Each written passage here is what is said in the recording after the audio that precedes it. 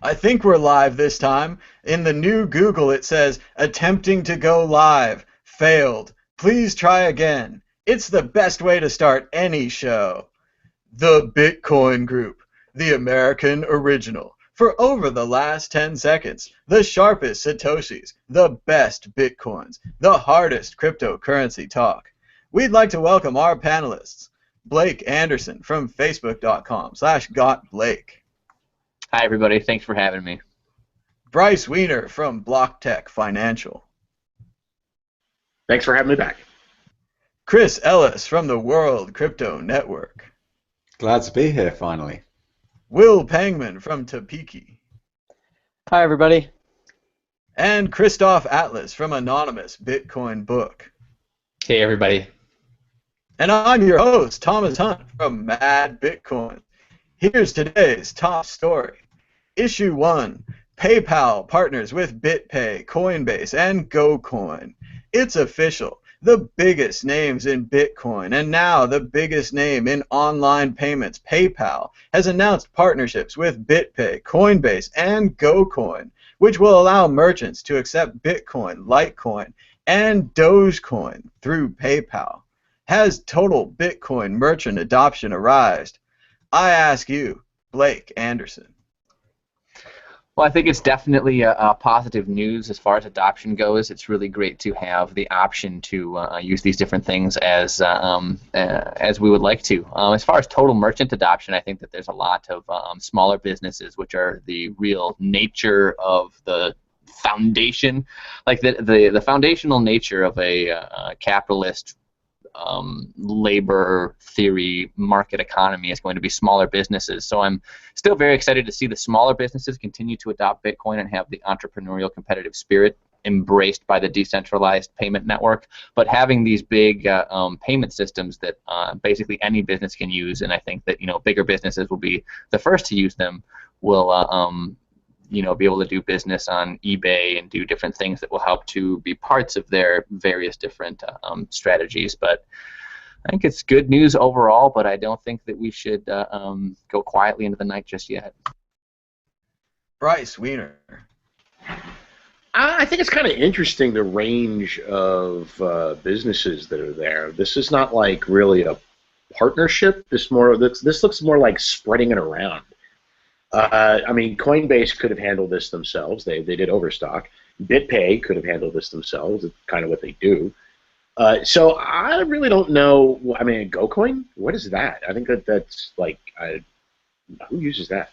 So I don't really know what this means as far as Bitcoin goes. It's frictionless remittance. There's no anticipation that Bitcoin will be integrated into the PayPal system, but that you can like send Bitcoin kind of sort of, like you won't have a PayPal Bitcoin wallet, I don't think. So it really, are you going to send Bitcoin to an address and then get remitted to cash instantly? Because both Coinbase and BitPay offer that service. So I don't really know how this is going to operate or what it's going to look like, and I don't think we should pop the champagne on it just yet.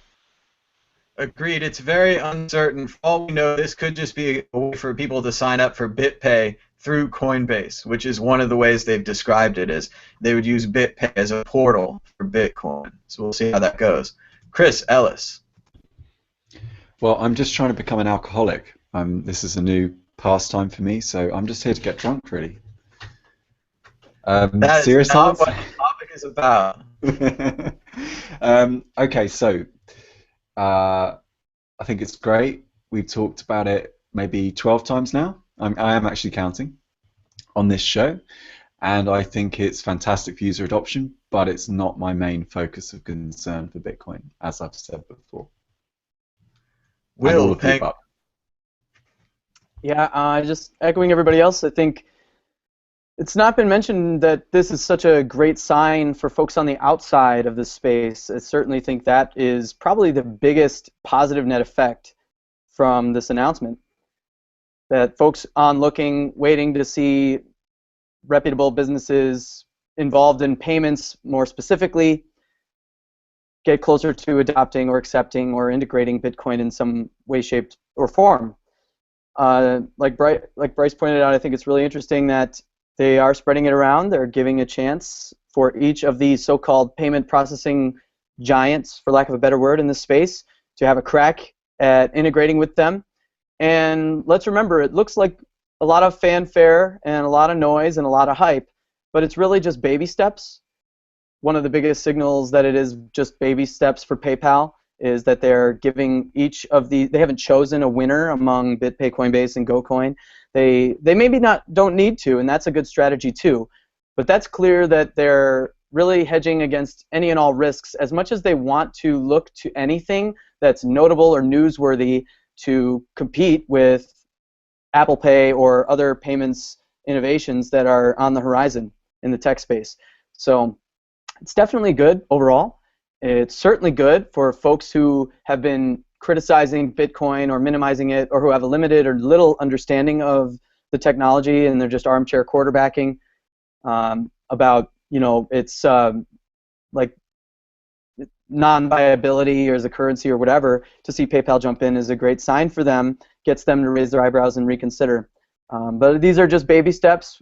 When PayPal has a Bitcoin wallet right next to their consumer fiat wallet, you know, that users can choose between, that's when we'll see that maybe the 180 merchants who are accepting PayPal really start to see more commerce done in Bitcoin. That's a good point, Will. It definitely gives us a chance to spread the word to all the people that use PayPal, but it is just baby steps. Like, what about Bob? Christoph, Atlas, your thoughts? I think for me, the main way that this is significant is just being able to attach Bitcoin to the PayPal brand. PayPal is something that people are very comfortable with at this point around the world when it comes to moving money around. And so to see that Bitcoin logo and the ability to use Bitcoin somehow in concert with PayPal, I think it just adds to not the legitimacy of Bitcoin, but just makes people feel more comfortable with it, that it's not just this magical nerd money that maybe sort of has value and is kind of this amorphous, strange thing to them. And I think it's fantastic that people are going to be able to get more comfortable with Bitcoin. This to me is not the real Bitcoin.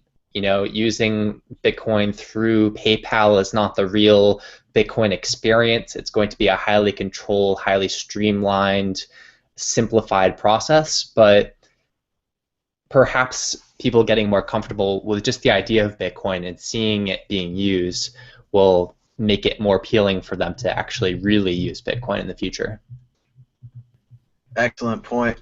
Exit question. Which company will PayPal buy first? BitPay, Coinbase, or GoCoin? Blake. Well, in information technology project management, and when you're going through and trying to see what the is, that you go to multiple different vendors and then you see what they're going to be able to produce.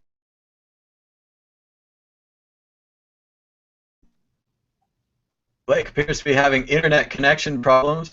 We'll move on to Bryce. Which company will they buy first?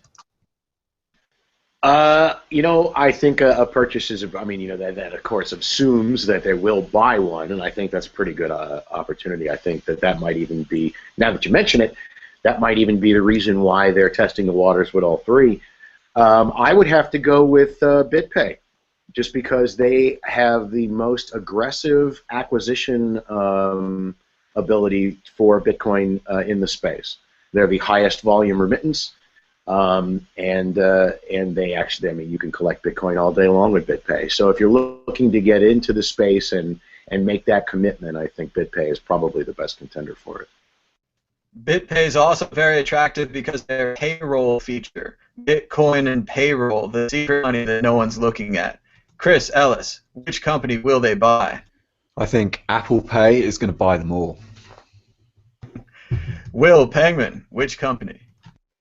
I don't think any of them, actually. If there was one, I would agree with Bryce. It might be BitPay long term. I don't see BitPay being willing to be acquired. Their fundamentals are incredibly strong. They're scaling fast. They're a very impressive startup in the space, among very few very impressive startups in this space. So I think it may be many years before any of them get acquired, if at all. I think BitPay has plenty of capital. They were in the game early. They're well capitalized in Bitcoin, and they've enjoyed massive appreciation over that time. I don't think they need. They'll raise rounds of funding because that's typical in the space, and that helps, garner acceptance wide scale. And they want to get more partnerships involved. They want more venture capital firms and other kinds of funds involved with them, of course. That just helps their overall health as a company. But I don't think any of them will be bought. So I don't think Coinbase, because their model is not strictly. It's not so much what PayPal does. They have kind of a different model with the consumer wallet and the brokering, purchasing and selling Bitcoins to them. And GoCoin is small, although growing, and maybe GoCoin will be the one because they'll be willing to get acquired because they're kind of running third all the time. We'll see. I'm sure that BitPay would be willing to sell if, to quote Krusty the Clown, they backed a dump truck full of money up to their house. Christoph Atlas, which company will they buy first? I certainly don't have a lot of insight into the whole merger and acquisition process and whether the existing investors for BitPay would want to be bought out by PayPal. I just don't know. Out of the three, clearly BitPay is the largest, the most competent, the one that would be, if BitPay bought them, they would be the ones that are ready to go right now. They don't have to do a lot of additional software development and hiring new people and all this other stuff. But I'm persuaded by Will's point, about OKCoin, which is out of the three, which one would stand to gain them the most? Out of that, which one would be the most easily persuaded to be bought by PayPal? And I think that's a possibility. Blake Anderson, one more chance. Which company will they buy? It's really fun to have a fiber optic internet service that you pay for at your home and then have the service level agreement turn into dog shit every time you're actually live and broadcasting. It's really exciting, makes you really, really happy, and just, wanting to go out there and grab life by the horns and succeed, man. It makes you really, really happy. But from a project management perspective, you've got multiple different vendors that you want to go through and vet for what they're going to be able to provide, how much they're able to provide it for, what their institutions are like, what their employee base is like, what their management is like. And I think that if this is being done correctly, which almost nothing ever is, that they would look at these three companies as vendors. Maybe they'll have software as a service or a SaaS model, or they'll go through and try to buy somebody. I'm not sure which yet, but this is probably a vetting process, because very rarely do people buy a box where they don't know what's inside without vetting the different vendors that they're going to crawl into bed with. So I think that that's probably the stage that we're seeing unfold right now. It's a trick question. PayPal will buy all three companies. Issue 2. Federal Trade Commission files civil lawsuit against Butterfly Labs. Embattled mining company Butterfly Labs had its wings clipped by the FTC over consumer complaints. Undelivered pre-orders that perhaps were pre-mining while the price skyrocketed and the consumers waited, all from within a giant warehouse in Kansas. Are we rid of a giant scam, or did the FTC just initiate a war against Bitcoin miners and Bitcoin mining manufacturers? I ask you, Bryce Wiener, is Butterfly Labs innocent? Should they be set free? Okay, this is really a complex issue because, the reason is because Bitcoin is international. And so whatever goes on in the United States in regard to Bitcoin mining manufacturers is actually impactful of the space. And I think I discussed it on your show back in March. Bitcoin creates jobs. Every single mining manufacturer that exists are jobs that were not there before, and this is not like software. This is like actual manufacturing. And we talk about like roots of the economy sort of stuff here. So now in a downturn market, we have the FTC came down and shut down Butterfly Labs. Why? Well, okay. First of all, every single ASIC manufacturer mines with their own equipment before they send it to you. I know, shocking, right? One of them, all of them. Everybody does it. And that's why Bitcoin miner prices continuously decrease, not because the difficulty goes up or the price goes up. It's because they don't care, because they already made their money, so they can sell it back to you at straight material costs. This is how Bitmain has completely built their business. Good on them. Okay, they're, awesome. They at least blow off their equipment before they send it to you, because apparently KNC can't be bothered to actually get a can of air and blow the dust out that collects in them, because that's how David Pate got his. So this is it a scam? No. Are mining manufacturers disingenuous about returns? Absolutely. I think if the first thing that gets regulated in this economy when the shit actually comes down is going to be on cloud mining and mining manufacturers. That shit is going to get regulated so fast that because it could be a Ponzi scheme and you would never know it, because of course the Bitcoin price, right? If it goes down, hey, you lost money, you lost money. So it's just an easy excuse not to pay out the Ponzi scheme.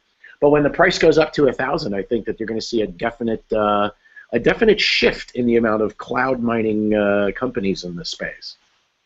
But beyond that, I think the FTC is on the right track. I think Butterfly Labs totally screwed the pooch. They were completely off on their contractual obligations. Everybody in this space knows that their components were overpriced, even at the time, because everybody knows what happens to the difficulty. Everybody knew this, so it was just a sucker's bet. If you want to call it the first of the snake oil salesmen of the Bitcoin gold rush, that's pretty appropriate. Chris Ellis. So I highly recommend this Storify by Fermunation on Twitter, and he posted out, and it basically collates all of the hashtag AskFTC comments that the FTC on Twitter addressed. So yay for government, yay for socialism, yay for regulators, because in those steps, and they've saved the day. I'm being ironic, but I am impressed with the way that the Bitcoin community is kind of showing swift with a lot of these frauds. I was never a big fan of Butterfly Labs, I've got to be honest. I thought it was dodgy from the get-go. When I first got into Bitcoin, actually, in 2013, one of the first things I did is I started looking up miners, as everyone, I suppose, did back then. And one of the things I noticed was that the Butterfly Labs miners were selling for sometimes 5 times the price on eBay for cash delivery, and that told me something was up. So I never really trusted them. I know it's easy to say that in hindsight, but I wasn't one of those people that got caught into it, and I'm glad that they failed, because they never came across to me as being very honest. Will Payman. Yeah, Bryce, Chris, agree with both you guys. Pretty much said it all. What's done in the dark eventually comes to the light, and Bitcoin accelerates this process all across the board. This is part of why I think so many of us have an affinity for it and are really accelerating as much as we can the adoption and acceptance of it. And bad businesses, bad actors, they actually fail, and the ecosystem allows them to fail in this space. It's been about 1.5 years, almost 2 years, since folks knew of potential improprieties with, say, Butterfly Labs or mining manufacturers in general. And, people continue to make calculated risks, or maybe just foolish risks, with making their orders with them. So as soon as you hear about a company who's producing a product and holding on to it, especially in the nature, of an ecosystem, much like Bruce described what these consequences look like, you can get away with everything, and you get away with everything except looking like a shyster. And that's what they'll be remembered for, I think. I don't know if this starts some kind of massive campaign to overhaul the mining manufacturing process, but it might put some checks and balances automatically, organically in these companies, so that maybe they can meet some more of their deadlines and satisfy a sufficiently decent number of their customers. Unlike Butterfly Labs, which I think their customer satisfaction rate was under 50%, something ridiculous for a while. So no company should survive if that's the case. I mean, they go out of business quickly. This is just a unique scenario because they're one of a few providers of some highly specialized product. So it's good. They're gone. They will be gone, most likely. And people will move on, and the space will learn quick lessons from this experience. Christoph Atlas. Sorry, Will, were you going to say something? Just that we hope we learn lessons. Right. I thought maybe like the most absurd part of this whole story was the response from Butterfly Labs, where they said, "Oh, they're persecuting Bitcoin. You know, this is the start of the Bitcoin persecution." I mean, I'm sure that the FTC will try to throw their monkey wrench into the gears of Bitcoin, just like every other government agency will. But I don't really see this as part of some kind of system, like the beginning of some systemic persecution. They fucked up. They were a shitty company with shitty people running the company, not delivering on orders. You know, they've just been sucking up a storm for a while. And I've been amazed to go to some of these conferences and actually see people from Butterfly Labs sitting in booths at the conferences. Like, damn, those people have some balls, or some really good cleaner to get the egg off of them when people start throwing stuff at them. It's just. Yeah, you know, don't. We have this whole history about not delivering on miners, but check out our new hardware wallet. It's it's hot off the presses. It's coming soon. It's going to be fantastic. Like that blows my mind that they have that kind of pluck and just plowing forward. So yeah, I don't really buy the argument. I don't see it as part of this persecution of Bitcoiners. I think they're trying to come up with excuses to cover up just bad behavior.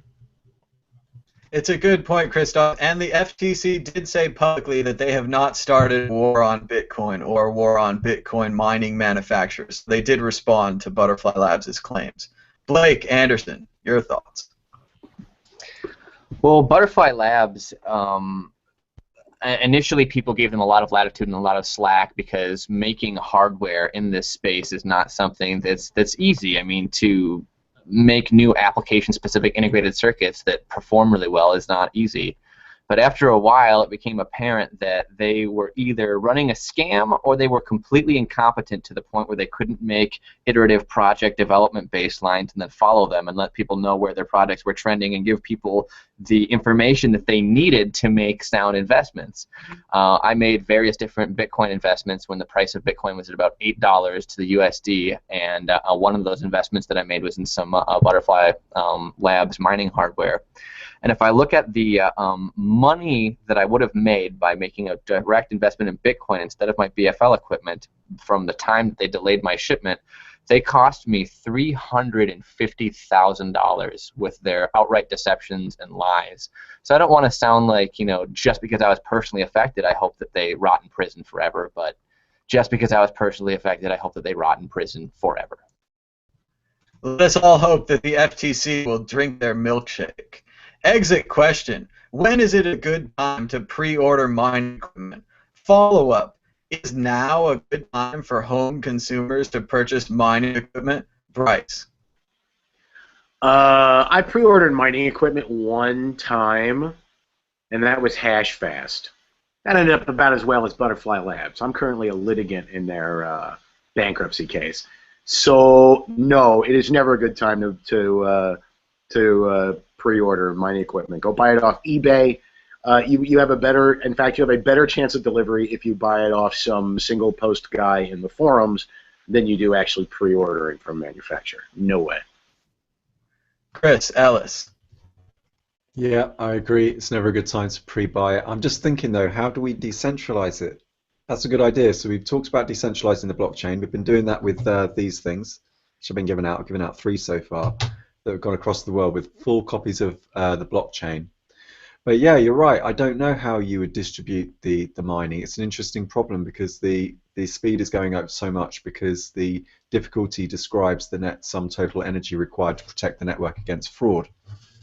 So on that basis, obviously fraud is a very energy-consuming problem. So let me think about that. But yeah, I think that the best solution that we've got so far is to buy it off of somewhere like eBay. And I'm sure, as we all remember, Vitalik Buterin's speech from Washington, D.C., that you lose 10% of your value when you ship an ASIC. So there's a good chance that these things should not be shipped, and they'll end up in the factory next to the factory where they're made, where I think about 25% of the hash power is coming from right now. So we have a definite centralization problem on the horizon. And right now he's looking into proof of stake for Ethereum, so that guy clearly doesn't know what he's doing at the minute. Will Pangman. Yeah, it's only a good time to pre-order, pre-buy mining equipment when you have a direct relationship with an officer in the company, and you can pretty much know where they live, guarantee delivery on time. That's the only time. Other than that, don't do it. It's not wise. Participate in Indiegogo campaigns for Mycelium and their, new products coming out, or other such companies with people who have continually successfully delivered products to consumers in the space that benefit the consumers, that benefit the overall technology, and help scale the technology. That's where you need to throw your support. On the follow-up question, no, it's still no longer a hobbyist's game for mining, and I'm not convinced. Although I do see the centralization of mining problem getting worse in the near term and possibly also the medium term, in the long term, I think there will be another fragmenting or fracturing that will redistribute mining hash rate more widely because of Moore's law, because of various different metrics reaching asymptote, and it's probably a long way off, but it's going to get darker before the dawn. Christoph, Atlas. No, I mean, if you're at home, stay out of mining of Bitcoin or any other cryptocurrency, and don't pre-order anything. That's it. Blake Anderson. Wait, how is anything going to get? How are any transactions going to get processed on the network if no one mines? I can't let that one slide. Large companies are going to be. You can do it for altruistic reasons if you want, but Hash they're not going to make money. zero. Okay, that's a fair point. Is this the moment where I go altcoins? I mean, Please don't. Hey, you want to talk Peercoin? Come on. Let's not talk about Peercoin. Right. Oh, well, you want to talk about centralized blockchains? You're sending them around the world on a USB stick. Come on now. Let's stake all of our coins on the people network. to copy They'll never them. get stolen. But you just now said you were talking decentralization of the blockchain and held up the USB drive. So I'm like, Yeah, but they get copied in lots of different locations. You pass them, copy it on your hard drive, you pass it on. how does centralized? I mean, how does centralized checkpointing work that it's so bad? How's centralized checkpointing work? That it's so bad. Why isn't? Well, you could actually make more money mining Peercoin than you probably could mining Bitcoin. Oh, I mean, I'm not necessarily against Peercoin. I just didn't want to divert the conversation into something that was... Oh, no.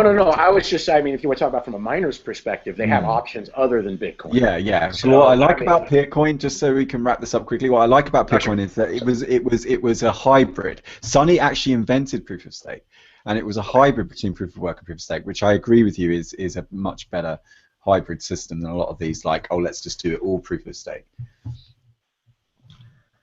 Blake Anderson, should we order mining equipment?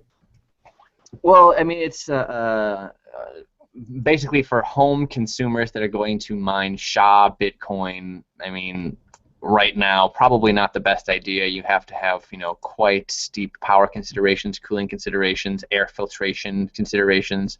I mean, if you don't know what a British thermal unit is, you probably don't want to mine Bitcoin at home. But I want to go back to what Bryce had said about all of these various different mining companies using their hardware to mine Bitcoin before they send it to you. That might be true of the majority, and I would actually encourage him to make a list of the people that he knows that are doing that, because I went and I vetted the operations at Cointerra, and their burn-in tests are run on a separate network, and they actually have logs of all the burn-in tests for each serialized individual number that are burned in on a separate test network. So Cointerra might not be making as much money as they could be by being the only honest dog in the pack. Should you buy Cointerra's new product that's not going to ship until next year early? I don't know if you should do that right now with the price of Bitcoin, but I do know that Ravi, who's the CEO there and is the former lead chip engineer for Samsung and also came from Qualcomm, that he knows what he's doing. Unlike BFL, that company knows how to actually make an iterative plan and follow through and try to deliver and then let people know if that's not going to happen. So should home miners buy Cointerra equipment? Probably not. But if you're going to pre-order with somebody, I would say that the best luck that I've had so far is with Cointerra. But even that being said, from 2 terahash to 1600 gigahash was quite a dial back, and they had some problems, but they didn't do what Butterfly Labs did, which was to push out their delivery dates for 10 months. So, you know, take everything with a grain of salt and try not to settle for an answer that's overly simple, I guess. Moving on. Did you know the Bitcoin Group is broadcast on the World Crypto Network? It's a first-of-its-kind collaborative multimedia platform that you can be a part of. We have public meetings, a collaborative workspace called a Podio. We have ideas and new shows like the Beta Show and Bitcoin Rush. We even have puppets on This Week in Cryptos. The only thing we don't have is you. Get involved today with the World Crypto Network. Issue 3. Bitcoin and dark wallet could be used by terrorists. So what? BBC Click, a hip technology show, took on dark wallet this week, citing an unverified blog post that claimed the terrorist group ISIS was looking forward to dark wallet's release. The BBC went on to negatively contrast dark wallet's use of technology with the fact-checking journalist group Bellingcat, which actually sounds like the two groups may be on the same side. Thanks to the hard work of open-source journalist Mr. Chris Ellis, the World Crypto Network is able to release the full audio and a transcript of the entire BBC interview, not just the excerpts used on TV. Was the BBC merely guilty of concision, time constraints based upon the length of their program, or did they intentionally intend to do a hit piece on dark wallet, casting the idea of using currency anonymously like cash as a terrorist activity? I ask you, Mr. Chris Ellis. Well, I thought it was concision at first until I was working on the transcript. Now, the transcript took about 10 hours, man-hours in sum total to complete, and that was like a group of us. But here, you can hear at about 52 minutes. Let me just play this, okay? You're basically downloading your firmware.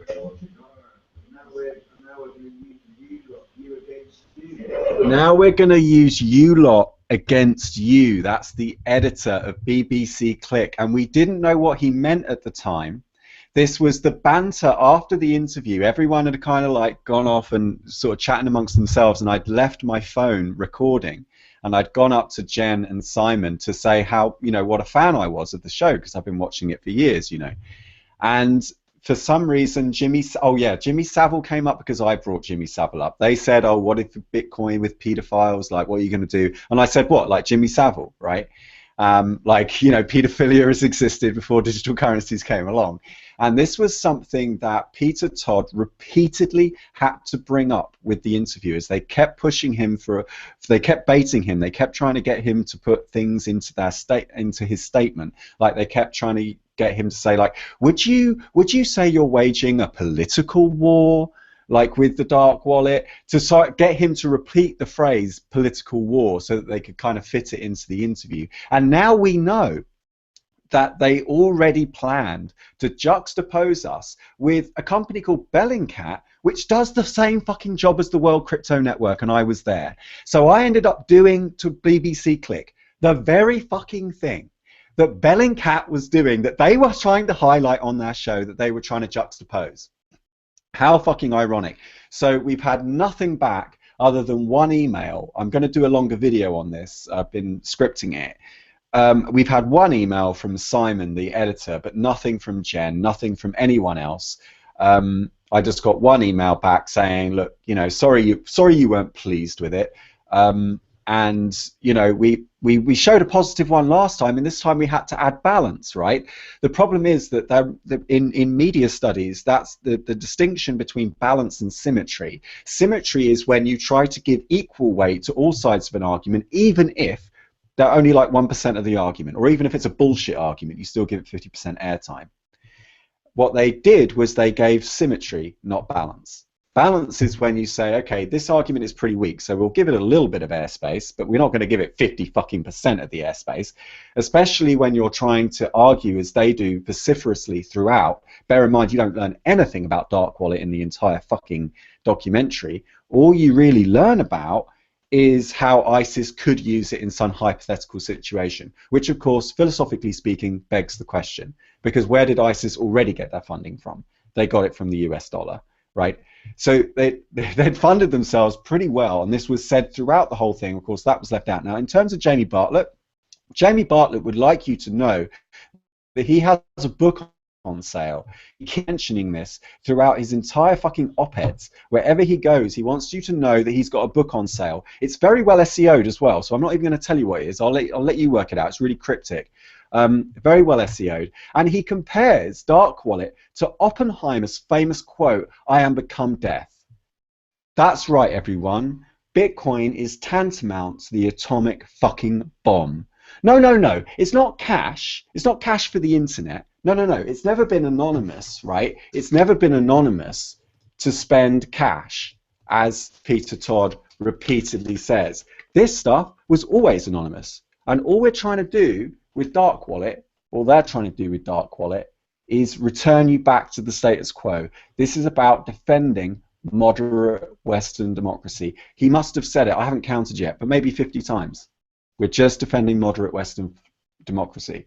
And they kept trying to push him. And the reason they kept pushing him is because Jamie Bartlett, the author of that article, wanted to say, or either said before because they'd already interviewed him, that these are libertarian extremists. And whilst it's true that Amir probably is quite extreme in his views, I don't know that he's libertarian, but he is fairly extreme in his views, that still doesn't undermine the fact that all Dark Wallet really does, in fact, why don't I show you now, and this can be my story of the day, because it was going to be, but it seems more fitting. So I have to confess that I didn't even use Dark Wallet for the first time until today, which is a bit bad of me, really, because I should have done, and they should have done too, you know, BBC should have done, but nobody did. Nobody even asked how it worked. In fact, when I looked it up, I found that Bytecoin was the first project to use stealth addresses, dividing up the private keys and concatenating two public keys together. Where is it? Let's see if I can find. I think this is my stealth address, but the usability on this isn't great. Yeah, this is my stealth address here. Yeah, that's it. So this is two concatenated public keys together, right? And the way it works is every time you can advertise this publicly on your Twitter, and every time someone sends coins to it, it goes to a new Bitcoin address. That way, nobody looking into the blockchain can see how much you've made so far. Brilliant, right? That all you're doing there is automating away something you could have done manually that would have been painstaking. It's not exactly going to fund terror. All you're trying to do is basically take away that social awkwardness you get when someone says, how much do I want to donate to this guy? What, he's raised 6 fucking Bitcoins? He's not getting that much, you know? Like, that's all it really did. That was all they were arguing over for hours and hours and hours. That was it. That was literally it. It's pathetic. It's not even that groundbreaking, really. It doesn't take us any further than cash. So I'm quite annoyed. I don't know how long I'm going to be annoyed for, but you're going to keep hearing about it until I get over it. But can I just say one more thing as well? It's I think Amir Taki is a genius. I think that he is a master PR guy. I think that he has played the BBC beautifully. Either they were in on it, and they were both in on it, and I'm just not smart enough to see that, or Amir Taki has played them like a fiddle. Because as far as I can tell, that ISIS document, no one stands to gain more from the publication of that document than the Dark Wallet team themselves. ISIS certainly don't have anything to gain from publishing a document that exposes their funding strategy. Nothing whatsoever. They certainly don't stand to gain anything by publishing it in English and using sales speak that seems to promote Dark Wallet. So I'm not saying anything. I don't have any conclusions to make on it. I'm just saying who benefits. And clearly, whatever happened, Dark Wallet have got some great publicity over the last 7 days thanks to this. And well, I think the real lesson here is that you should always record yourself when you're being interviewed. If you're being interviewed by someone that you think might take your words and change them, make your own copy. Say, hey, I've got a recorder on my phone, I've got a camera, I'm just going to set this in the corner so we have an independent record. One of the reasons we know about this story is because Chris recorded independently with the actual transcript of what happened, and we can compare that with what they actually published. Without a record, we can't do the comparison. We don't know as much. Will Pangman. Yeah, I think kudos to you, Chris. I mean, a big reason Dark Wallet has this kind of publicity and that there's control over the kind of publicity they're getting somewhat from the community standpoint is a large thanks to you and recording in the first place and documenting with the YouTube video with that recording and doing up the transcript. So, I mean, you're like, I really kind of like got really excited when I saw that this was something you were able to do a few hours after I'd seen that footage. And just, you were like my hero last week, Chris. You're fearless, and I'm inspired by you. And I'm, of course, inspired by those guys in the squat as well. I mean, the fearlessness that they demonstrate and the fortitude of their ideology, too. They're very articulate, and it's tough. It's very challenging for these journalists to trap them and entrap them. So that's very encouraging, because as we see more and more of these thinly veiled attacks or overt attacks against people, direct people in this space who are, as you put it, genius and contributing handsome technology and value to this incredible technology, that's crucial. So yeah, thank you so much, Chris, for doing that. I hope you've gotten great feedback from other people in the community. We should all be so appreciative that this was the foresight to record this. You know, that's great work. All we need to say in response to claims that Bitcoin funds terror, Bitcoin's for child pornographers, Bitcoin is for drug dealers is two things. One, you know, with regard to ISIS, where did they come from? Let's talk about where they came from. And the other is, as soon as Bitcoin volume eclipses US dollar volume in all of these operations of these bad actors, then maybe there's something worth looking at, or even approaches, you know, the event horizon of these massively US dollar fiat funded atrocities. Maybe then we can talk and finish the interview. But until then, you know, let's talk about where these guys got their, why aren't you covering where they came from and telling more people how they got funded and what they use for their main funding sources, regardless of what technologies they're looking into in the future. So again, thank you, Chris. You're my hero last week, man. If only we could find those pallets full of cash we sent to Iraq. If only they weren't so small, just pallets full of cash. Christoph, Atlas. All right, so what they're trying to do here is they're saying there are these guys that wrote this software, and they're somehow morally responsible for what people are using the software for.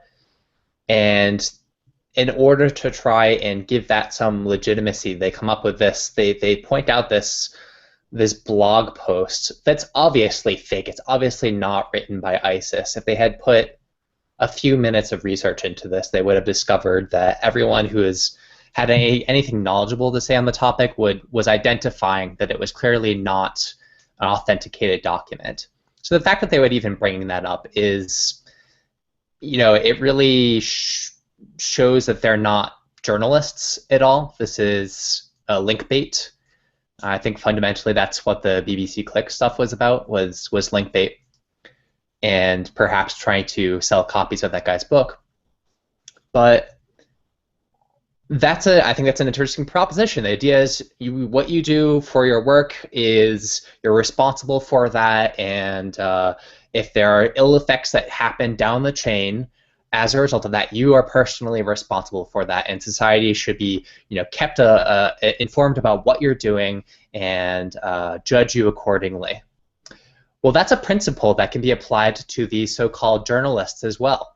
So if they are creating propaganda pieces that cast dispersions on this technology that has the potential to really help people, if they are playing the parrot of these soldiers that want to go back into war into Iraq and Sudan and everywhere else in the world, if they are doing this, if they are actively avoiding the truth and promoting this pro-war propaganda, which is essentially what that BBC Click article amounts to, then they are responsible for that as well. And perhaps they should be I think it would be fair for people to throw out the idea that perhaps this editor of BBC Click, should she be tried for war crimes? Where what kinds of if we're going to hold Dark Wallet responsible for the possible fanciful plans of ISIS, then I think these people are much more accountable to the war crimes that will be committed using the US dollar and other fiat currencies than the Dark Wallet people are, and so they should investigate themselves. I'm told the letter was on ISIS letterhead. So Can I that just did jump in on something there? Because the problem is, Christoph, is that they would argue in defense that you are one of these libertarian extremists. And as you can see from Jamie, we do need to look at this, maybe not on today's show, but on another show. Can I just prime this up? Because they're going to take what you just said and said, look, he's an extremist. He's saying that the editor of some light entertainment broadcast should be tried for war crimes. And what you're not wrong, though, that the Bellingcat stuff that they showed was flagrantly propagandist, right? It was clearly anti-Russia. Oh, look, we've got a guy here who, by the way, he's a father, and he's like, really clean cut, really nice guy. And by the way, he's crowdsourced some evidence that confirms that the Buk missile that shot down MH17 came from Russian territory. It does no fucking such thing, by the way. All the guy's done is he's gone onto Twitter, he's found some fucking photograph, and he's gone, oh, look, it looks similar to that one that I saw in this other one. And then he's gone using CheckDesk. Now, don't get me wrong, all credit to him for whatever. Yeah, great, well done. But you haven't time-stamped it. You haven't authenticated this stuff rigorously. I followed all these links on CheckDesk. I think CheckDesk is very interesting. We should definitely take a look at this. But on CheckDesk's own website, it actually has the quote that verification is the essence of journalism. Now, how about that for some more fucking irony then? That verification is the essence of journalism. Where is the verification in any of this? This was just PR. It was a put-up job, and right now I'm not sure whether Amir was in on it or whether he kind of knew it was going to happen and just kind of let it happen because he thinks all publicity is good publicity. I think probably the latter. But for me, I'm just really angry that all this that journalism is just being used to pump a message, and there's nobody's fighting for the truth. Well, look, I think that journalists, if they're going to talk about moral responsibility, they have a responsibility to learn about morality. It's not a difficult topic to learn about. I mean, there's a bunch of books out there. You can read them for free on the internet. And so this idea that somehow the Dark Wallet people, they're going to be promoting terrorism, that they're going to be this collateral damage as a result of Dark Wallet, it's complete fucking nonsense. It's like there's this guy in a room with 3 other people, and he's got a gun pointed at them, and he's like, you get naked, and you bite the head off of that live chicken.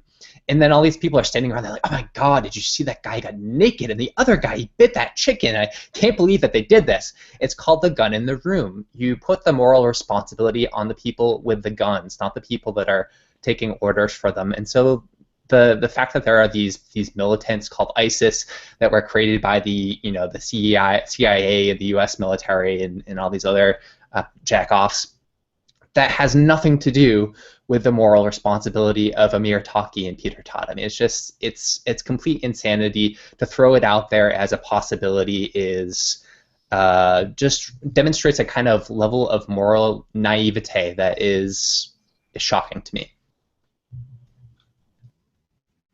Blake Ensign.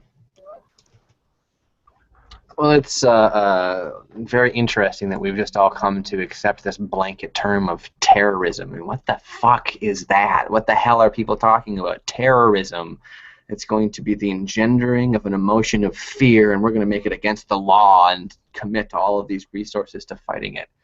And Confucius said a long time ago that the beginning of all wisdom is to call things by their proper names, and you can't have a bright line law or a rule against terrorism. That's insane. And some of the benefits of trying to talk in that way and to frame conversations in this way is that you can say, this software developer something whatever equals engendering of terrorism. We're going to have this giant show about it and talk about it and have the BBC talk about it. And it's obscene, it's absurd, it's ridiculous. It gets us away from talking about Bitcoin and dark wallet and the code and what needs to be going on there. And I think that it's, you know, the BBC playing into their government-sanctioned scam of everybody has to talk about where terror is coming from, engendering terror through the media while talking about how they're going to stop it. And it's just asinine. It's really disgusting. It makes me physically sick. Maybe the media could cover the media covering terror, covering the media. Right. Right. No. That's right. That's absolutely right. Ferguson showed that we had to turn the cameras on the police. Now we have to turn the cameras on the journalists. Just to dovetail into that, outside of CNN studios, they had 5,000 people protesting CNN not covering Ferguson, and CNN didn't even broadcast that. And that was news happening right outside their own studios in Atlanta. So, no, that you're absolutely correct. However, we go back to Dark Wallet and all that. I'm an Amir Taki fan. Chris and I were talking about this for the show. Man, when he's tired of living in that squad, I'll give him a job, because I am one of those crazy libertarian anarcho-capitalists. I have no problem admitting that. It's pretty obvious from the stuff that we do. I hate that word disruptive, so I'd rather use anarcho-capitalist. You know, Amir has his own perspective on Bitcoin, and he has his own perspective on the world. And this sort of thing is called distributed autonomous corporation. Mark Andreessen has to put up with people like me and people like Amir Taki, because we are all in this space doing whatever the hell we want with Bitcoin. And that is really the thing that I think is so cool here. It doesn't matter if you like what Amir is doing or not, or if the BBC is obviously, you know, run by pedophiles and changes the, you know, and edits the news at their will. That sort of thing, I mean, that's really not surprising to me. But what is surprising is that you can't ignore one of the things that have been said about Bitcoin and cryptocurrencies since its very inception, and that it belongs to no one, it belongs to everyone. And anyone who can understand the code can you know, implement it in their own way. And quite frankly, I love Dark Wallet. I'm going to fork it. I'm as I've been made aware, Amir is all for that. I'm going to put it on every altcoin we have. It's a great wallet. I mean, just as a wallet, it's a great wallet. They should replace the Satoshi coin. And that's the truth about this anonymity technology. We need everyone to use it. We need everyone to encrypt their emails. They need to encrypt things that don't need to be encrypted. Even if you're buying something from Amazon or Gift, you should just encrypt it. Because once we're all encrypted, we're adding to that traffic pool, and it's not just a bunch of criminals using the anonymity technology, which would be a huge fail. Yeah, Moving on. You can't be anonymous alone. can't be anonymous alone. Exit question. Yes or no? Should Dark Wallet be renamed Rainbow Wallet? Does it seek this negative publicity, or is it a byproduct of the state's hatred of the very idea of anonymity? Chris Ellis. I trust Amir. I think he's doing the right thing. Will Pangman. What's the exit question? Should Dark Wallet be renamed? The provocation of that word is part and parcel of the project.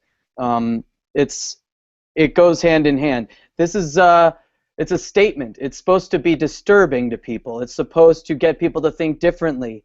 It's supposed to evoke emotion.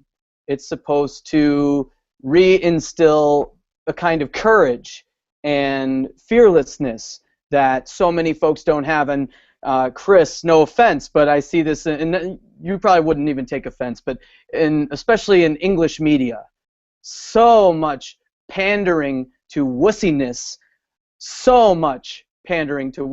and authority. And please let us be children of authority. Please let us outsource all responsibility to some mommy, daddy, or nanny of some kind out there. And this is provocative. People, you know, when Cody Wilson gets interviewed on TV about these kinds of concepts for long-form interviews, not quick ones, but the one he did recently on Sophie and Co. on RT, the one he did about 6 months ago or 5 months ago on a British, what was it called, Hardline or something like that. Chris, you may know the show better than I do, but these are fantastic interviews, and in them they repeatedly try to entrap and trap Cody in this case to reveal himself as some kind of like know-nothing or irresponsible person. And every single time he and Amir, when Amir is in these interviews as well, and Peter Todd, from what I read of that transcript, have pre-rehearsed and pre-planned their 3 chess moves or 6 chess moves ahead of their opponents. And the Bitcoin space is thousands of chess moves ahead of its self-proclaimed opponents. And that's good. And provocative things like this are great things. I mean, Dark Wallet isn't out there to harm anybody. Much to the contrary. How can software, like open source software, harm somebody? The Liberator pistol, for example, is not out there to harm people. It's out there to disturb people and get them thinking. It's a very terrible gun. It's a terrible gun. It's about how it shifts the argument. It's as in it's a badly performing gun, you mean? Not Yes, as in it's like a terrible gun. Oh my god, it's frightening. As a gun, functionally, it is poor, incredibly poor. And it's a bad product in terms of a gun product, a firearm. It's about what point it makes. It renders the debate irrelevant. It renders the debate of, do we need to be protecting everybody all the time and wrapping everyone in bubble wrap and wrapping their brains in bubble wrap all the time? And it renders that argument obsolete. It actually causes you to think, now I have to spend time, if I hate guns, and worry about the kid with a 3D printer across the street. Uh-oh, now what are you going to do? Well, you're probably going to try to defend yourself if you think of the logical conclusion in that quandary, and then you're back at trying to question your own previously held beliefs or your own standards for behavior or standards you want to impose on society. Man, if I have to protect myself with a weapon, maybe like a firearm, then I can't really be out publicly against these things. Or, how can we actually ban these things if they're already ubiquitous as digital files? And Dark Wallet does the exact same thing, but with Bitcoin. As Chris said, it's pretty harmless technology. All it does is bring Bitcoin, the utility that we have with cash, more directly. And these are just important tools to develop around this space. We need more iterations around Bitcoin technology, more apps that are like native apps on Bitcoin. That's exactly what Dark Wallet is. And so, when folks are trying to sully and drag through the mud people and ideas like this, what it does is it tees up for us, if we are careful, if we are smart, if we, like Chris and like Amir and like Cody and like these other luminaries, and all of us here, I think, as well, can see that golf ball teed up beautifully and nail it down the fairway 400 yards because it was put there for us to do so. It doesn't have to be an attack. It's not slings and arrows. It's a perfect opportunity to drive a strike and get under. It's a perfect opportunity for us to repackage the messaging around this whole thing and make the already discredited mass media further discredited. Clarification for the folks at home: the Liberator is the 3D printed gun, not to be confused with the Peacemaker or any other gun. Christoph, Atlas. The name doesn't matter. This project's going to be forked repeatedly. Once they kind of solidify things, there's going to be lots of Bitcoin clients out there. The technology, some of the code will probably be taken from Dark Wallet and put into other clients that have all kinds of other names. We saw this with a dark market being forked into Open Bazaar. It doesn't matter. Blake Anderson. What's the question again? Should we rename Dark Wallet Rainbow Wallet? Does the state hate Dark Wallet, or does it just hate all anonymity?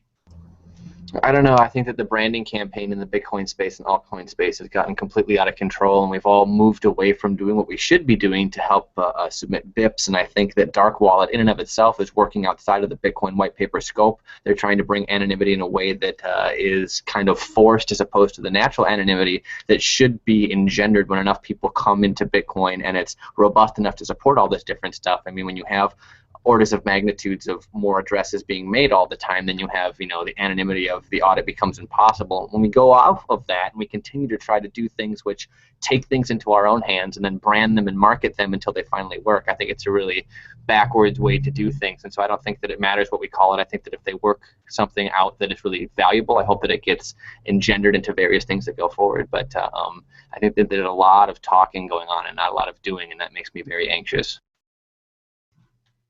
Bryce Spooner, should we shoot you some rainbows? You know what? I'm gonna fork a pastel version and release it just because. And that's like Chris was saying and as Christoph was saying, the proliferation of this technology in as many forms as possible is really what's important. And Taki is being ridiculous, and I think it's really like a bunch of P.T. Barnum showmanship, and good on him for getting the BBC to play along, because Dark Wallet is a great wallet. Okay, this whole pockets thing it has, great accounting in this wallet. However, for criminals, like a criminal is going to keep this electronic accounting record of all of their criminal transactions, even though they sent them all anonymously. It's really ridiculous. Ellis has the wallet up on his screen now. The wallet itself is fantastic, and he should really be commended for an excellent design. But the fact that this fosters anonymity is really just a sick joke for marketing. It's really ingenious, I think. I wanted to say one more thing. I'm not recounting what I previously said, but there is a beautiful genius in the provocation style of like a Cody Wilson, and Amir Taki is just more reckless, maybe in a not evaluative, but in his approach with PR. Cody, everything he's done, all his projects are on the up and up. He's made sure he's done them legally, and when he's challenged on what are the consequences, he's like, look, everything I've done, I'm filed all the paperwork, everything's clean and good to go. It's your laws that suck, and that's really what he's exposing. There is an importance. I think there's lessons you can learn here from like Skype when they were starting out and they were facing lots of regulatory burden and overreach, and they really manipulated language to their advantage. They used the existing language around these laws and around what they would eventually fight with the telecom companies trying to regulate them out of existence. And they totally said, well, we're not actually a telecom, we're a software as a service. And every definition that was the regulatory regimes would try to stick on them to crush them, they redefined, repackaged quickly and easily, very nimbly. It was very artistic and beautiful in the way that they did this. There's some really great articles and I think blogs from the CEOs or the former executives of the company talking about how they did this. That's something projects like Dark Wallet or Bitcoin companies in general, even the ones who are supposedly on the up and up, but probably will face some indictments in the future here. That's something they can all learn from, is using, co-opting the language for their own advantage. Very good. Moving on. Issue 4. History is happening. Juice Rap News is using hip-hop to transform the news. Is YouTube more than a collection of cat videos? Is it a force for social change? Do channels like Juice Rap News, The Fucking News, Mad Bitcoins, and the World Crypto Network provide more than just entertainment? Can they actually provide the truth? If the medium is the message, and it always has been, is it capable of being truthful? And can we use this truth to bring about social change? I'm laying it all out on the line here with this question. Can YouTube change the world? Will Pangman? I think if they change the way incentives work for advertisements, for revenue, for the content producers, and do something, maybe integrating Bitcoin to perhaps upvote good quality comments and get rid of trolling, then yeah. Christoph, Atlas. Yeah, it already has.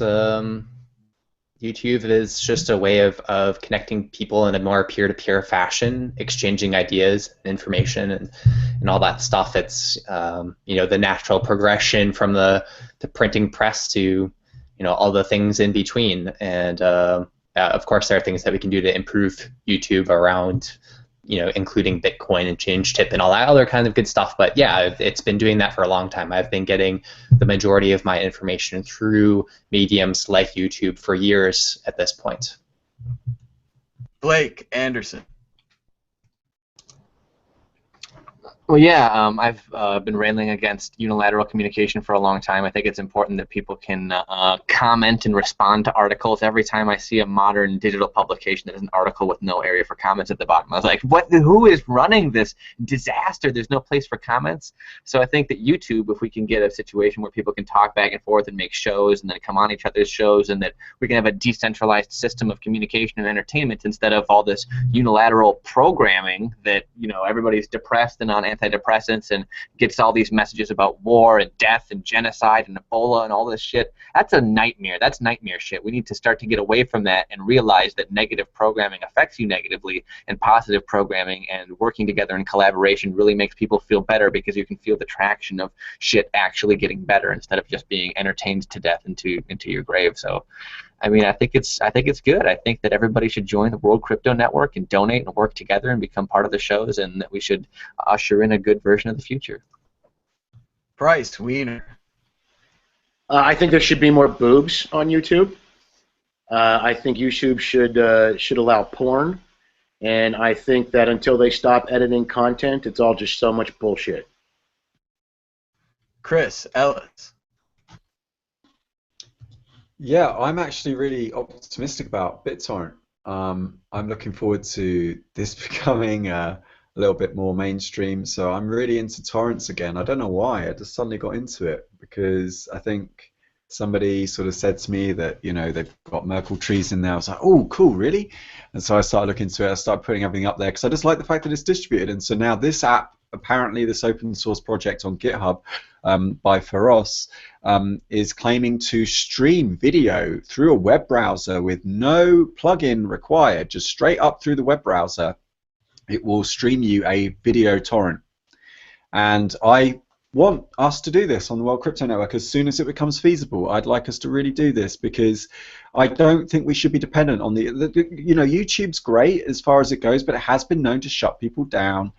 People can troll you. They can also petition for you to be taken down, and YouTube just take it down automatically because they got like 10 different IP addresses to say that you had inappropriate content. So I really like like this kind of thing, and I'm also a big fan of Juice Rap Media. And it's not even just torrents anymore. It's magnets that get you the torrent. Magnets. How the fuck do they work? We've been publishing the magnets. In fact, isn't the next story about this lady that blew the whistle on the Fed, and I've now uploaded that to torrent, so it's now immortal. Very cool. Exit question. Yes or no? And this one's for the viewers at home too. Will you help me change the world with YouTube? Will Penguin? Yes. Christoph Atlas. I'm in. All right. Blake Anderson. What was the question again? To say yes. No. No. Bryce Wiener. Take your shirt off. They're saying that now. Chris Ellis. I think I'm going to quote Camus and say you can't change the world, but you can change the way people think. And I'll quote Groucho Marx. I wouldn't want to be a part of any club that would have someone like me as a member. Moving on. Issue 5, bonus issue. Federal Reserve leaks tapes. Federal employees were told not to ask questions, not to regulate banks. A culture of failure. New tapes from inside the Federal Reserve, played just this morning on NPR's This American Life, show the realities of regulatory capture from inside the Federal Reserve. The organization that's intended to regulate banks has a deferential attitude to the banks it's supposed to be regulating and believes that perception is reality, arguing against the lawyer who leaked the tapes and who is used to living in a world of evidence and hard facts. The regulator claims that it's going to question Goldman about a shady deal that takes place on Christmas Eve in Spain, where Goldman would hold debt for the Spanish bank, artificially inflating their capital, the Fed's own words. making them look better to their local regulators, i.e. what the rest of us call lying. The contract included that the Fed would sign off on the deal, but the Fed did not sign off, and the deal was signed anyway. How could the deal be completed without the Fed? The Fed barely asks them the question during the meeting and takes no further action. The Fed is now liable for Goldman's Spanish deception. Carmen Segarra, the insider, describes the Fed as an organization with the ability to be a good regulator, but it chooses not to use this power, like a giant afraid of its own strength. They have endless meetings with no action items, with the attitude that simply holding the meeting, they've solved the problem, while in reality nothing is done. Ms. Segarra discovers, to her absolute shock, that Goldman Sachs has no firm-wide conflict of interest policy, and even after 12 meetings, the Fed still won't require them to make one, and instead fires Ms. Segarra, leading to a wrongful termination suit that so far one judge has thrown out because of a technicality. Ms. Segarra has filed an appeal. Has the Federal Reserve, the organization tasked with regulating the banks, been completely taken over by the very banks that it's designed to regulate? Is this the ultimate example of regulatory capture? Is there nothing standing between American consumers and another financial collapse like the one of 2008? Christoph, Atlas. I listened to the This American Life episode. They put it up on the web this morning, and it's a great podcast. They're great at editing and putting the story together, and they make for some captivating stories. And the main thing that you get from this story is that they have these inspectors that work for the Federal Reserve. They work in the same building as these different banks. Like you have your Bank of America inspector and your JP Morgan inspector, and they're coworkers with all these guys, right? And so they've done they have such an unclear mission that they're primarily motivated to just like have happy coworkers. Like they don't want to upset them because then it'll be uncomfortable when they walk by them to the water cooler. And basically what you get an image of is like these people, these inspectors, they want to work for a bank, and so they put in their 3 years of non-competitive, non-regulatory behavior, and then they apply for some jobs at a bank, and then they get the job. And that's kind of the purpose right now of that position. And of course, when they ask the Federal Reserve what do they have to say about it, they're like, no, that's not how it is. What else are they going to say? But I think it is important to point out that what NPR is also very good at doing is saying these people over here who are being violent, they're not being violent the right way. They're not regulating the right way. That what they need to do is they need to get some regulators in there like this Hispanic woman, and she kicks some ass. She asks the hard questions and sticks it to the banks, and that's totally not the answer whatsoever. You would have some other form of corruption, some small, tiny variant of what exists there currently. The problem is the initiation of violence. The Federal Reserve should not exist. We need to end it. We need to, and I think the best way to do it is not through any kind of political change or by hiring the right inspectors or getting them fancy badges or uniforms or anything along those lines. It is Bitcoin, right? We remove ourselves from that whole system. We flee the dollar. We head into cryptocurrencies and use currencies that are structured and regulated by math rather than corrupt human individuals. And I think that's the answer. But that's something that's not captured by the NPR group. For the record, her boss moved on to work for GE Capital. So exactly what Christoph's saying did happen in this case. Went on to work for another bank. And she applied to a bunch of places herself, like 20 different places, and she got rejected by all of them, of course, because she's not trying to make nice by the water cooler. And it was great when they tried to use that evidence that she'd applied for a job against her, as if that was some kind of sign of failure. That was a great decision. Blake Anderson.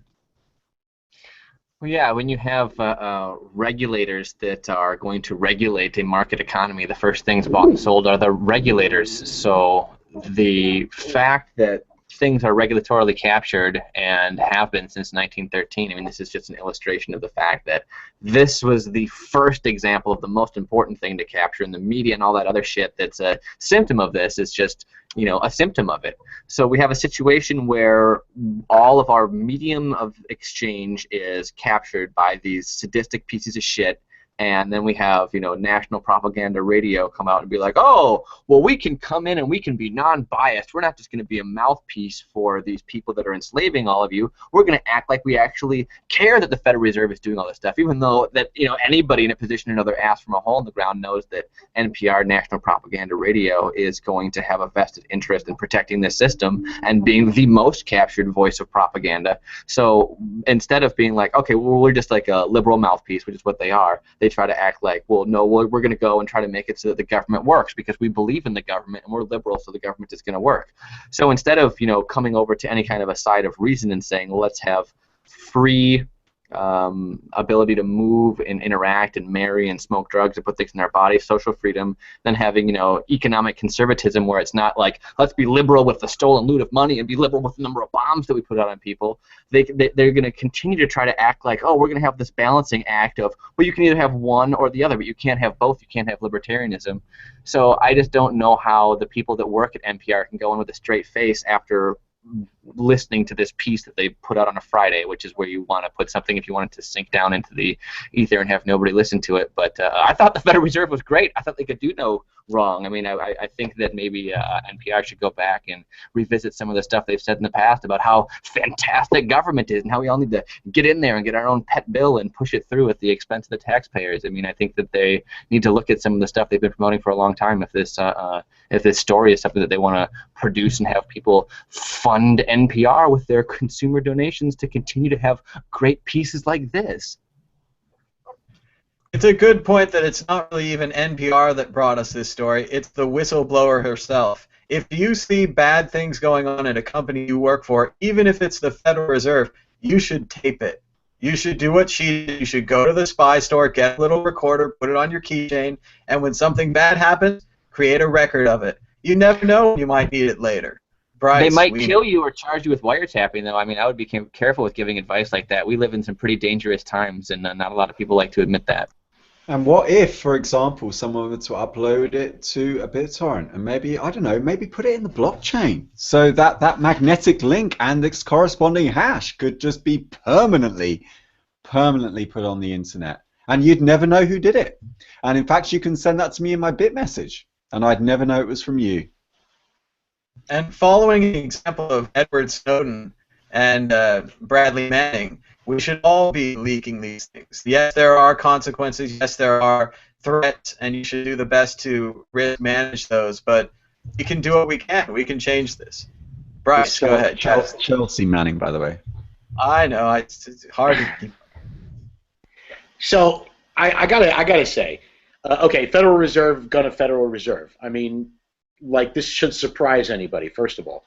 Second of all, it's a little bit disingenuous for Bitcoiners to criticize the Federal Reserve because Bitcoin, like, okay, right here, Economic Policy Journal, December 11th, 2013, courtesy of Jeremy Ross, 927 people own half of all the Bitcoin in the world. That's just fact. There's some charts for you. That's just fact. That's indisputable fact. That's actually more people that are actually less people, excuse me, than attended the Bilderberg group. So when we talk about, like, corruption, newsflash, Bitcoin is corrupt as hell. And if you don't believe that it isn't, we can go and look back at the Bitcoin Foundation elections and how we almost had to call in UN observers because they had to set I want to interrupt for just a second. Sure. Is it 927 people, human beings, or 927 Bitcoin addresses? Because that's not the same thing. You know, I actually just closed it. It was a statistical analysis based on the number of wallets. You can actually calculate the number of users on the Bitcoin network. Believe it or not, I'll actually can show you a picture of the graph.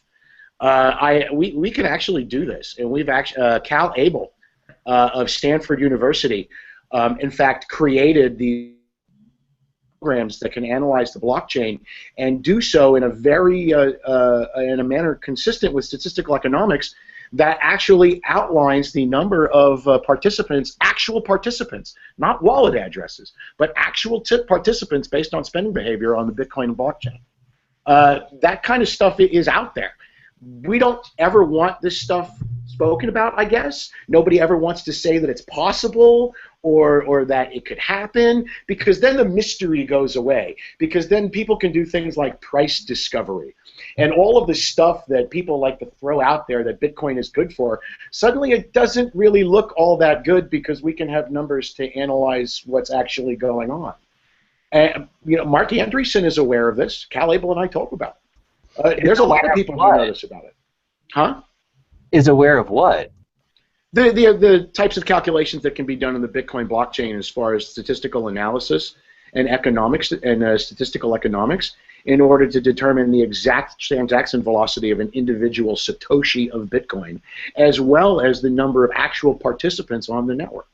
It's not impossible. But there's a bridge that's being jumped over there, going from one thing that you're talking about to identifying individual people, and that last part to jumping over to identifying exactly how many people are in control of wallets. I'm having a really hard time understanding how that would be even remotely possible.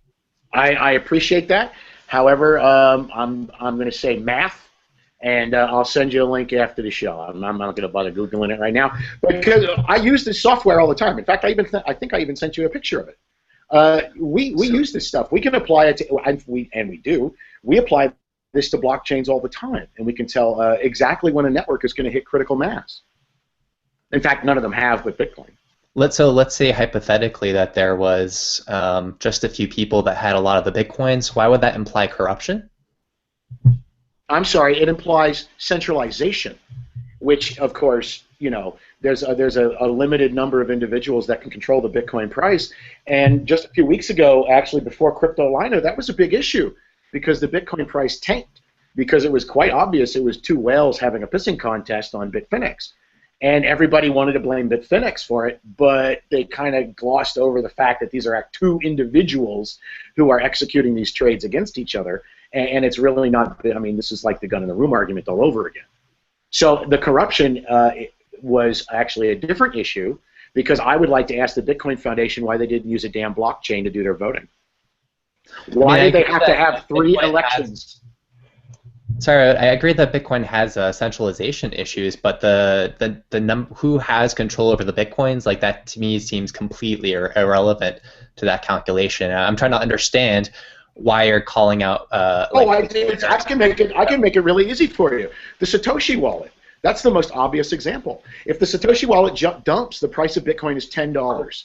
All we have are like guesses and supposition that the Satoshi wallet can't be used, but nobody knows that for certain. You can't prove a negative. You can't prove that the private keys no longer exist. So that is always going to be there. And that is always going to be a problem for Bitcoin price discovery until the day that it actually goes up so far that when that wallet dumps, it won't matter. And I mean, that's like, you know, years from now.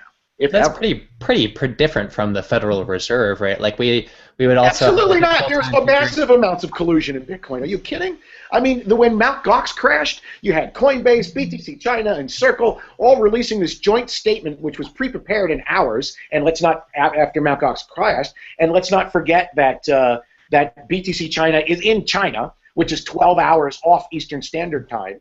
So it was a totally different time of day. So they must have been awake, maybe, waiting for Mt. Gox to crash because they knew this was going to happen. So the statement was prepared ahead of time. I mean, these cartels exist. The control and the collusion and price manipulation exists, and it's people that, like, y'all know and love. But they're well bounded, right?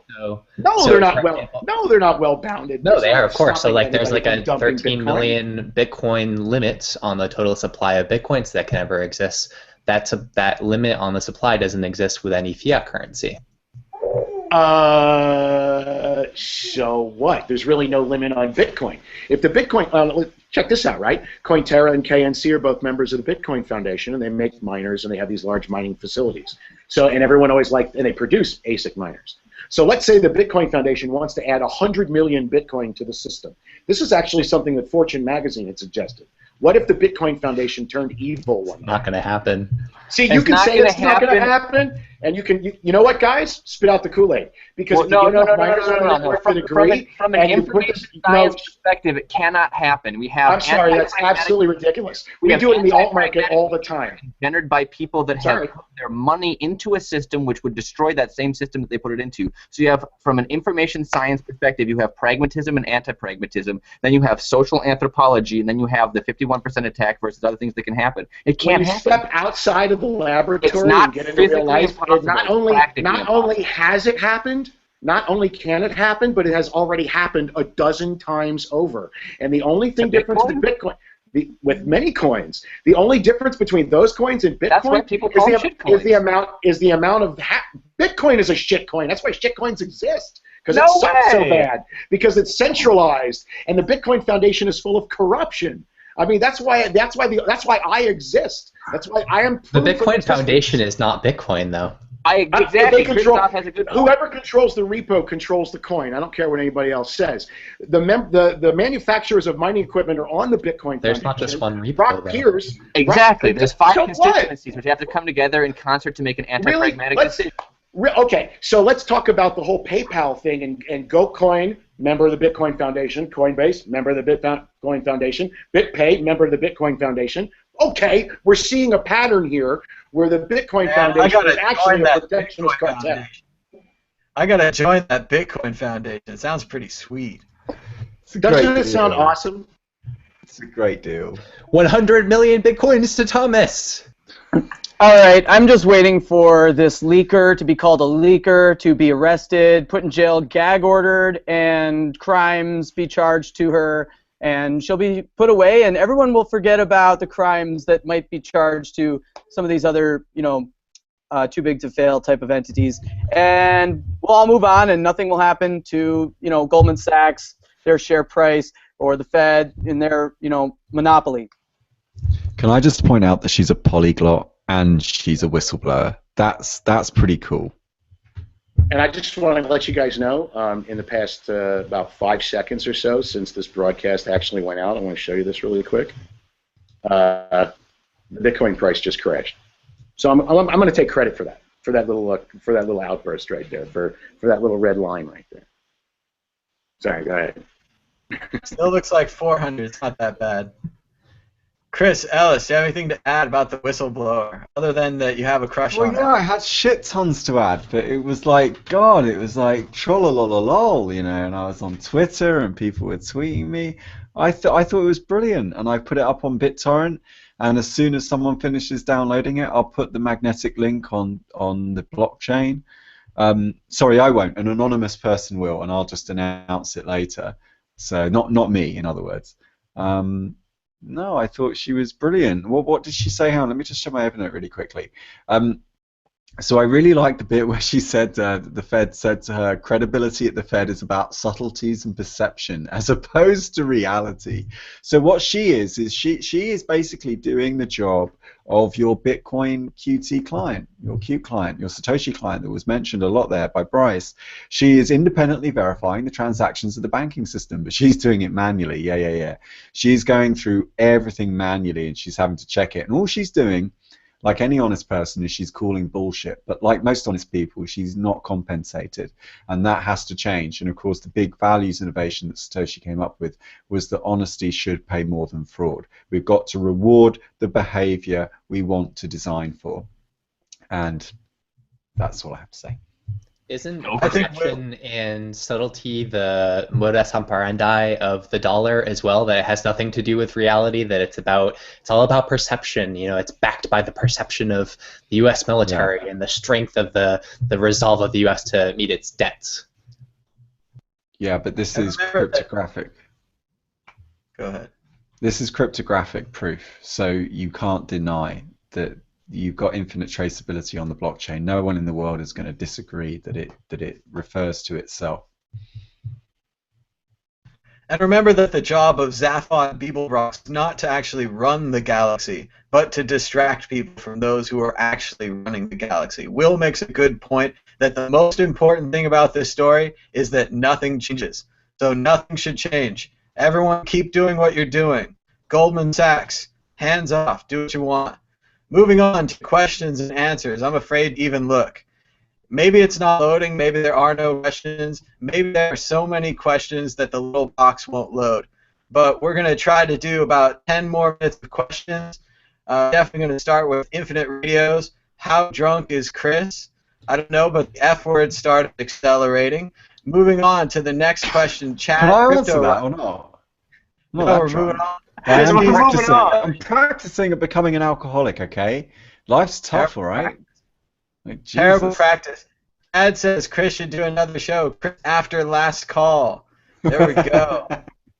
Brandon brings a great point about the South Park season premiere GoFundMe, one of their funniest episodes in years. I've watched it twice. I would love to watch it again. And remember that in the episode, ISIS is not using Dark Wallet. They're using the Washington Redskins to create crowdfunding. And yeah, it would have been great if they tied altcoins into the episode. That's a little hip for them. But great job by South Park. Everyone should see it. Takedown of the NFL as well as startup companies. Something for everybody, as usual. The Bitcoin Rat is in the audience. Hello, Rat. Moving on. Infinite Radio. I heard a couple is getting married on the blockchain. How are they doing this? More importantly, they're already married. Who cares? But they're doing it in Florida, and they're probably going to write it into the blockchain. Have you got something to do or something? Yeah, Like, dude, we're trying to run through the blockchain. questions I've here. been married on the blockchain a few times. I'm all into it. Like, yeah, I'm well into that. How do you get divorced? Chris, What if you screw that up? You can't get divorced. It's a one-way irreversible transaction, man. It's a distributed timestamp server. Yeah, I've already got one ex-wife. That's not going to work. It's immutable, but you can make, additions. No divorce for blockchain marriages. The Yeah, you system just is have to working. keep Wait. adding more partners. We can make it FUD. We can say that's incentive to murder. Oh, the ultimate end of line. No more code. It's a Henry Let's VIII go to the divorce. From Crypto Gaming Network, media is there to distract from the truth. They are the true terrorists behind the digital curtain of deception, keeping the populace in a zombie state of ignorance. Excellent point from Crypto Gaming Network. Let's see what else we've got here. From James, loading. How important of 10 would it be for everyone involved in crypto to read through the transcript and look at Simon's comment? The one they mentioned was not the only comment worth seeing, to see what type of journalists there are out there. Jen was merely a honeypot. It's important for everyone involved in crypto to, first of all, make your own record so that we have a verifiable, separate copy of the interview. Just say, hey, I've got a voice recorder app on my iPhone. I'm going to push record. A lot of people, if you use Google Voice, you can push 3 to record whatever's coming on your phone call. It even says this call is being recorded, which is what you do if you're really polite about it, or in the state of California where it's illegal to record people without their permission. But everyone should make their own backup copy, regardless of whether you trust the journalist. Anyone else want to talk about like how important it is? I'll throw it around. Chris? Should everyone... I think this will change a lot of things. If the journalist knows you're going to be recording the whole thing, it will make them think twice about the kind of questions they ask, because clearly you can tell from the full edit that they're deliberately trying to bait Peter Todd into making it. And I was particularly angry because Peter Todd isn't actually that extreme. He's pretty moderate, and he's not as kind of, he doesn't have this kind of flamboyance and this kind of charisma that Amir has. He's just very kind of thoughtful and philosophical in his points. So Well, until you ask him about Monero, and then it totally changes. we can do that. he was very spirited and outspoken in relation to that code base. So it was like uncharacteristic. Yeah, but what I mean is he doesn't say, we will launder money. I think it's great that terrorists are using Dark Wallet because it means we're doing our jobs properly. Like, he won't come out with these sound bites that they can easily edit into. Oh, no, well, that was my point. He is so mellow and so low-key that that kind of outbursts are very uncommon. Right. Moving on to the next question from Jim Bean, probably a close personal friend of Chris. YouTube is censoring loads of channels committed to telling the truth about the geopolitical situation. We shouldn't rely on them. We need a decentralized video platform somehow away from the corporate madness. I agree, but where is that platform? The web torrent system that Chris pointed out sounds interesting. Torrents themselves are interesting, Merkle trees. Stuff we could put out later. Primitives. We've got it already. We've got the tools we need already. We just need to put them together. Let's see. Someone just changed their name to Chad Crypto. That's happened. Let's see. What good is commenting when the admins actively censor your comments, like CoinDesk? Maybe you have to get your own blog. You have to get your own video blog. You have to make copies of your comments. I don't know. They're definitely going to censor your comments, though, especially if you use the F word. Well, and they, CoinDesk and Bitcoin Magazine, and don't get me started on that, but CoinDesk and Bitcoin Magazine, these outlets are always their own worst enemies. The first time they start doing silly, stupid things, half a dozen competitors showed up, and I love Cointelegraph. I think folks should give them their readership and.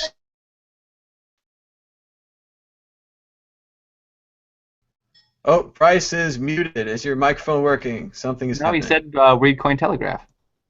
All right, read Cointelegraph. We've got a comment from Theo who sends us an unverified Islamic blog. This is not verified. We're showing this for the first time on the show. We are ULB. We use the internet. We have hammers. We have nails. Brilliant. We like USD. Hail USB. Hey ULB. Our favorite channel is the BBC. They teach us how to use our tools in order to fight. Oh, so hopefully the BBC will report on this next week. Oh, God, what have you done? Woody wants to know how to use WebTorrent. I'm not sure it's been finished and developed, but I hope its development will finish, and I hope that we'll be able to watch videos within the browser using the torrents. That would be magical. Our last question is from Julian Yap. How do you feel about large whale groups like the coin markets cartel who control the price of Bitcoin and the entire altcoin market, moving it up and down at their whim with tens of thousands of Bitcoin at their disposal? I don't like it. I don't know what it is, but I don't like it. I don't like what you're describing. We've got a whale on this show. Let's ask him. Oh, What? whale. What? Thomas? Do you like cartels? There is no such thing as the coin markets cartel. That's ridiculous. I don't believe in Beatles. I just believe in me. Moving on. No, I agree with Bryce. Prediction or stories of the week. Everyone should have a prediction or a story of the week, and maybe you might have written a whole article while we've been here. Blake Anderson, story of the week. My story of the week is that everyone's talking and nobody's doing once again. Everyone's talking and nobody's listening. Everybody's promoting and nobody's creating anything, and it's a shit spiral, and I think that it's going to get really bad until people finally wake the fuck up and actually make something. So I've had a really good week. Developers, get back to work. Stop talking on talk shows. Bryce Wiener. Man, I've just been going on all day about how I need to do less development because I got more stuff going on. But then again, there's like 3 or 4 guys that work for us doing developing, so I guess I get a pass. It just travels downhill. Chris Ellis. No, that's not fair, actually. Bryce, I've been at the Bitcoin Squat now. I've been covering them for a few weeks, about 3 weeks, although I spent most of this week off. And yeah, they do code. There's a lot of dossing around, but there's also a lot of concentrated effort. And this was Pablo, who I met today. No, yeah, that I wasn't aiming that at them. That wasn't a pointed comment at any individual people. And just for the record, I think that they're working outside of the scope of the white paper. So it's a good project, but I'm not as involved with it as I would be if I thought that they were working within the scope of the white paper. What they're working on is actually very clever once I kind of understood it, and I'm sorry that I didn't take more time to understand it before that interview with the BBC Click beforehand. But I thought it was highly theoretical until I started looking into it, and then I realized, oh, actually, this is all this is a shared secret and a split private key. It's actually very, very simple the way it works. And the reason I like it is because it uses cryptographic primitives. They don't need a fork in the blockchain. It works as is. And it's just I love elegant, simple technology. And this is Pablo, who is the project manager and the lead. Well, he described himself as the lead developer, and often I think we think of Amir as the lead developer, but actually, although he does all the important stuff with the Bitcoin backend, with Libitcoin, it's actually, I believe, Pablo who kind of whips everyone into shape and gets everyone in line. So I had a long, meandering chat with him, and it was very enjoyable. And I really respect him a lot, and I hope that I get to speak to him some more. And also, I was just on tour just there, and I was looking up who funds ISIS Can I get my tool browser up? Can I get my tool browser up quickly enough? Anyway, it turns out that it's got nothing to do with Bitcoin and everything to do with these angel investors in Qatar. No, I can't get it up in time. So we should ban angel investing, and we should ban startups, because clearly these angel investors from the region of Qatar are funding ISIS. And actually, why are we even calling them ISIS? Why don't we just call them a bunch of fucking beheading criminals? Why don't we just call them a bunch of murderers? Why are we even using words like, why are we using their terminology? They've said that they want to be referred to as ISIS, ISIL, Islamic State. They've got a huge branding error, by the way. Like, it's worse than fucking Starbucks changing their logo every couple of years. Like, what the fuck? Like, I could not agree more. In fact, like, okay, ISIS, right, an Islamic State. Here's the big thing that everybody is avoiding, right? The word is called caliphate, okay? Mm-hmm. But that's a big scary word, because the last time there was a caliphate, they kicked white people's ass, stole the true cross of the crucifixion, and buried it under Al-Aqsa Mosque in Palestine. So caliphate is a bad word. We can't say that. We'll just say Islamic State and pretend it doesn't exist. Tag this video as entertainment afterwards, because I've been noticing we've been tagging these as news and politics. So I think we should definitely, light entertainment broadcast would be the best way to tag this video. I'm not going to touch any of that. Christoph Atlas. Yeah, so just two things I want to touch on briefly. This notion that like ISIS and other terrorist groups are going to use Bitcoin, fundamentally it doesn't really make a lot of sense, because you can't fund these terrorist war-based efforts for very long unless you have fiat currencies. Fundamentally, they're not profitable at all unless you have a public that acts as the bag holders through inflation. If you take inflation out of the situation, as is the case with Bitcoin, then it doesn't work for very long at all. Maybe they would be able to do a couple last attacks or whatever, and then they would just run out of money. It's not a money-making scheme. It's going to lose to actual capitalistic efforts that enrich people's lives and generate wealth through the process. The other thing that I want to touch on is PayPal. So I think that I'm certainly experiencing, I'm sure that other people are experiencing this kind of weariness about the price, disappointed to see that it's 400 or whatever. I'd like for it to keep going up instead.